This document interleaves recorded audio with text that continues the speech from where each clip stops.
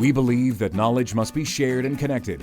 This is why we created UNI.MINDS, the biggest Slovenian online festival created to connect academia and industry.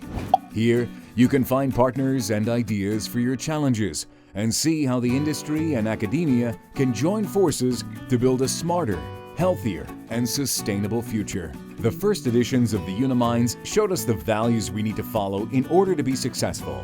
Focus is important, especially for a small country like Slovenia is, and to have this shared vision where we want to play and where we want to be really the best. Failure is not necessarily a sign of weakness. It's an opportunity to learn, to go on, and then try again and be successful. Openness really helps, and people who are more open, they sort of succeed. It is essential if we as professors want our research to have impact, if we want to work on relevant projects.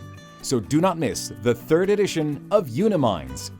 The festival will take place online from the 8th to the 10th of November, featuring an interdisciplinary program with best innovation practices of Slovenian EIT Hubs, insight into world innovation trends, and Slovenian frontrunners. For additional information and past events, visit the festival website. We look forward to innovate together.